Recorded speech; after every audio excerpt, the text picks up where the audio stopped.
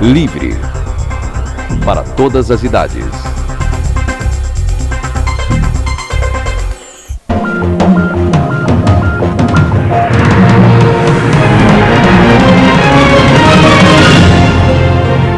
Biografia.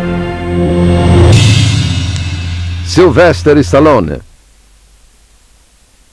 He's very intellectual and he's very artistic and he's surprising. He's a surprise. The core of Sylvester always stayed the same. I mean, he really is an artist, you know. And I want to tell you, he can write, he can paint, he can direct.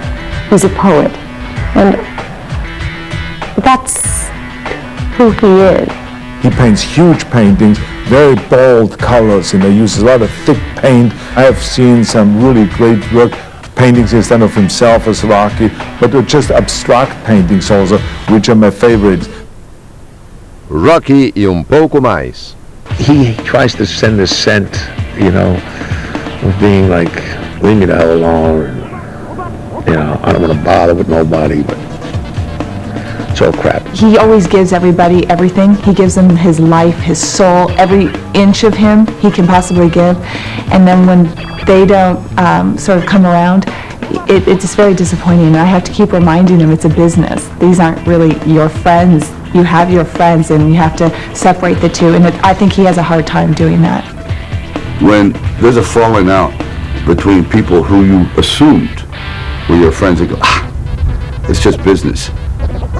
And that, to me, is not right. It's not just business. And when you're buddies, and business takes a back seat to that. And he's got a friend or two. I, unfortunately, was chosen as one of them. Once you're really friends with him, it's like you've always known him. I can't remember when I met him. I mean, I feel like I've known him for forever. Sly's loyalty factor is, you know, a 10 out of 10. We met, I think, at a concert. Backstage at a show in Los Angeles. And he was wearing a yellow wig. So it looks great to me. You know, I mean, he looks like, you know, Beethoven from space. He was really famous when I met him. I mean, couldn't be more famous than when I first met him. But I've never found him to be big-headed and, you know, a friend for life. He's a really generous guy. I've seen him go out of his way to do things to help people, and when he doesn't do it because he wants people to know about it. He just does it because he's a good guy. It's about loyalty, about friendship, and that's why you sometimes get your heart broken. You wear it on your sleeve, it's going to get slapped, it's going to get bruised, but in the end, you really are you're loyal to yourself, and that's really what counts.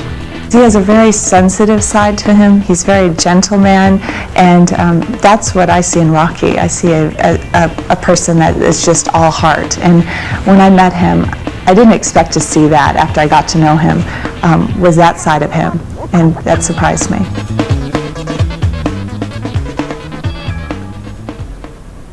A vida em aquário. We went into a Toys R Us. He got mobbed by, must have been 5,000 8-year-olds.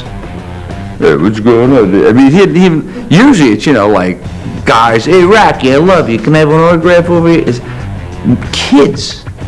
He was like Willy Wonka. I mean, all these people, like, you know, just piled up on him because Spy Kids came out. I said, this is absolutely insane. If he started from here and walked down a freeway across the United States, oncoming traffic, everybody would know who he is. It's pretty scary. So you can't be anonymous. So I think, considering how well known he is, I think he's very gracious. We know we're going to be photographed, so, you know, you dress the part, you look the way they want you to look, you know, you wear the clothes and the things, and you try to look like he's a movie star and I'm his pretty arm companion, but that's not who we are. I mean, that's just for the pictures, and that's great, and everyone gets a good picture out of that. But who we really are is when we're home with our family and friends.